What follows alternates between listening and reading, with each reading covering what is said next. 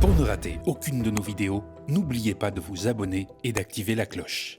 Bonjour à toutes et à tous, bienvenue sur Le Média. Nous sommes le mercredi 18 septembre 2024 et n'oubliez pas que vous nous regardez désormais sur le canal 165 de la Freebox et non plus sur la 350.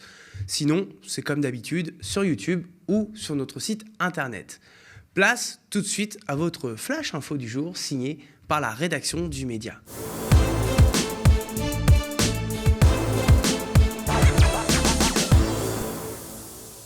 On vous parlait hier des tensions qui sont en train de se jouer autour de la question du budget 2025.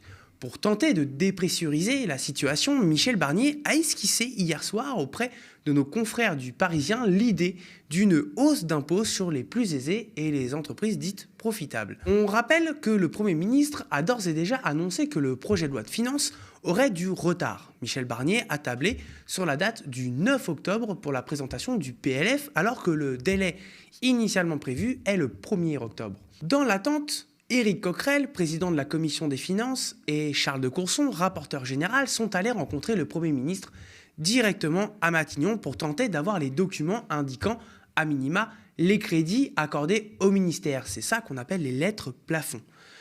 Ils n'ont reçu rien d'autre qu'une fin de non-recevoir. Je vous propose d'écouter ou de réécouter ce qu'ils disaient hier à la sortie de leur entrevue avec le Premier ministre. Pourquoi ils s'enferment dans cette vision, j'allais dire, peu démocratique des choses? Nous le dénonçons. Nous avons besoin de cela pour travailler dans la préparation de la loi de finances et des débats de la loi de finances. Sinon, comment est-ce qu'on va pouvoir travailler?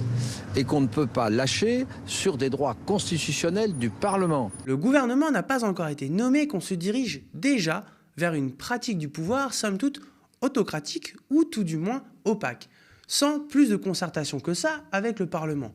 Pour Charles de Courson, Michel Barnier est, je cite, dans l'illégalité, par rapport à la Constitution notamment. Les termes sont posés.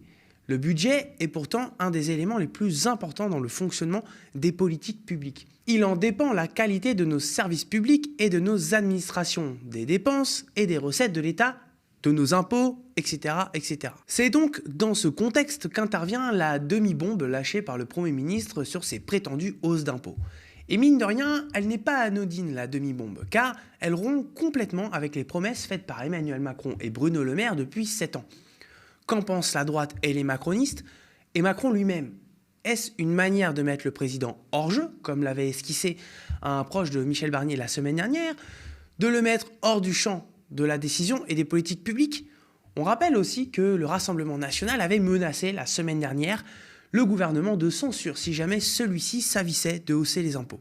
Cette position pourrait sensiblement compliquer les tractations pour le futur gouvernement, déjà bien compliqué depuis la nomination de Barnier à Matignon. Et le moins que l'on puisse dire, c'est que chez les macronistes, on grince des dents. Gabriel Attal a par exemple demandé des éclaircissements et met en jeu la participation au gouvernement de son clan dans la balance.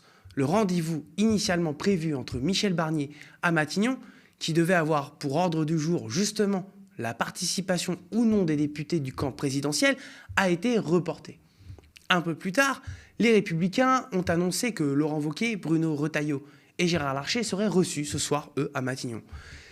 Si Michel Barnier a déjà tempéré en expliquant que cette histoire de hausse d'impôts n'était que spéculation, le report de ce rendez-vous avec le camp présidentiel renvoie sans doute le message que sur ces questions budgétaires, le Premier ministre a d'autres chats à fouetter que de déblatérer avec des incompétents.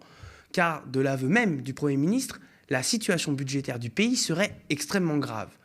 J'ai demandé tous les éléments pour en apprécier l'exacte réalité, aurait ajouté le locataire de Matignon. On ne saurait trop rappeler à quel degré le déficit s'est creusé sous l'impulsion de Bruno Le Maire, ministre démissionnaire de l'économie et des finances. On ne saurait trop rappeler non plus que ce même Bruno Le Maire a sans doute menti aux parlementaires sur la réalité budgétaire du pays. Charles de Courson lui-même, en commission des finances ce matin, a remis un petit coup de pression à Michel Barnier sur la situation financière du pays. La situation des finances publiques, mes chers collègues, elle n'est pas préoccupante. Je trouve que l'adjectif utilisé ces derniers temps par la Cour des comptes est insuffisant. Elle est très grave. Et elle nous pose question dans tous nos courants politiques. Et pour redresser les finances publiques, mes chers collègues, ne croyez pas ce qu'on a essayé de vous faire croire pendant des années, qu'on allait avoir une envolée du taux de croissance et que la croissance allait régler nos problèmes.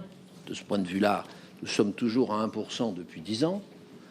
Deuxièmement, ceux qui croient qu'on peut redresser les finances publiques en augmentant massivement les recettes se trompent.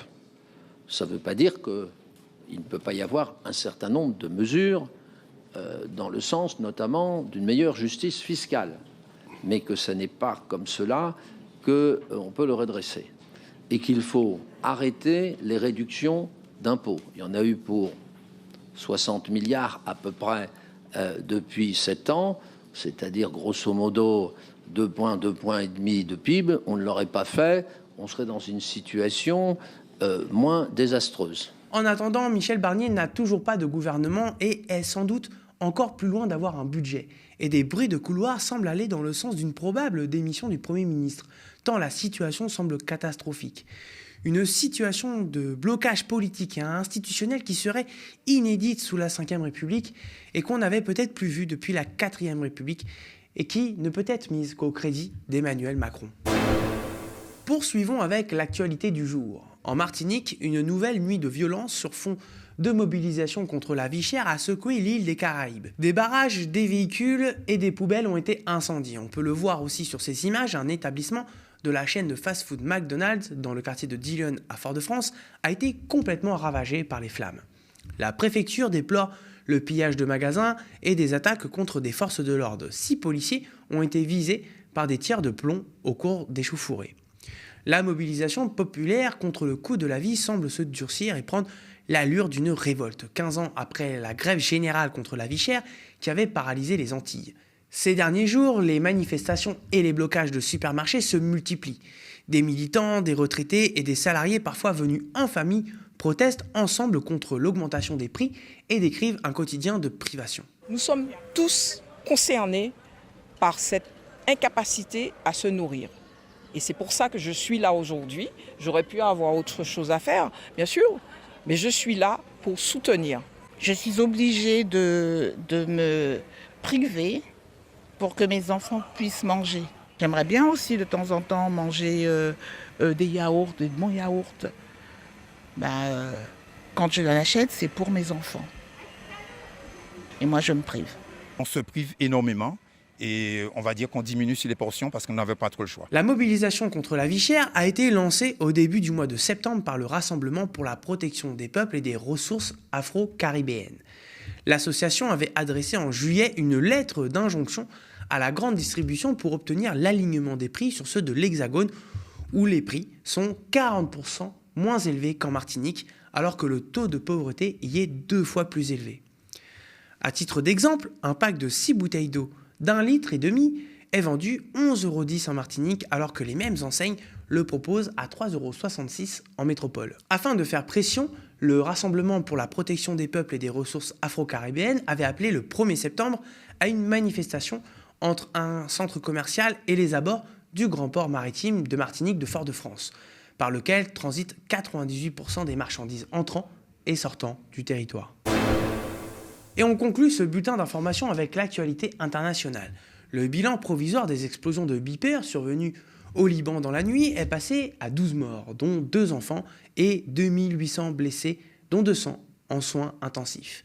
Ce mardi 17 septembre, environ 3000 petits appareils de télécommunication utilisés par le Hezbollah ont explosé de manière simultanée à travers le Liban. Parmi les blessés, des civils et l'ambassadeur iranien au Liban, Mojtaba Amani, fait partie des blessés. La milice chiite a immédiatement accusé Israël d'être à l'origine de cette vague d'explosion, une information confirmée par la presse américaine. Selon le New York Times, qui cite plusieurs sources, Israël a réussi à insérer des petits explosifs dans ses beepers achetés par le Hezbollah à Taïwan et les a déclenchés à distance. Les petits appareils du fabricant Gold Apollo ont été interceptés par les services israéliens avant leur arrivée au Liban. Ils y ont placé quelques dizaines de grammes de matériel explosif à côté de la batterie avec un déclencheur.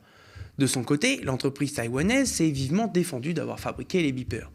Elle affirme que les appareils ont été fabriqués par une société du nom de BAC, qui dispose d'une licence d'utilisation de sa marque. Le Hamas a condamné fermement la série d'explosions qui a visé le Hezbollah, la qualifiant d'agression terroriste sioniste.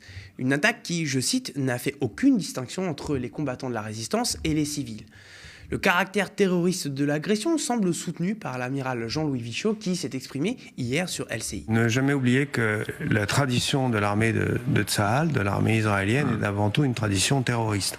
Sa tradition, c'est la base de son fondement. Contrairement à nos armées qui sont des armées qui ont été toujours dans la légalité, dans le domaine régalien, et Tsahal a commencé par être une organisation terroriste. Donc elle a cette innovation, cette recherche perpétuelle de déséquilibrer l'adversaire. Elle en a gardé une empreinte, dites-vous. Ah, c'est certain. Ouais. Je me rappelle avoir interviewé Yitzhak Shamir, qui avait pratiqué le terrorisme lui-même, un ministre israélien qui avait été lui-même terroriste contre les Britanniques, et qui disait ça. Il y avait d'abord cette expérience première. Tout à fait. L'Iran parle d'une tuerie de masse. Quant aux États-Unis, ils écartent toute implication dans cette série d'explosions et assurent ne pas avoir été informés de cette attaque. Le porte-parole de la diplomatie américaine, Matthew Miller, a exhorté l'Iran à ne pas se servir du moindre événement pour tenter d'alimenter l'instabilité et d'aggraver encore les tensions dans la région. En effet, le risque d'embrasement régional est plus que jamais élevé. Merci à toutes et à tous d'avoir suivi ce Flash Info de l'été aux médias. Notre pétition sur tnt.lemediatv.fr est toujours en cours et vous êtes déjà plus de 50 000 à avoir signé cette grande pétition pour une répartition plus équitable et plus démocratique des fréquences TNT. N'hésitez pas à la partager autour de vous. Merci encore de votre fidélité et je vous souhaite une excellente soirée sur le média.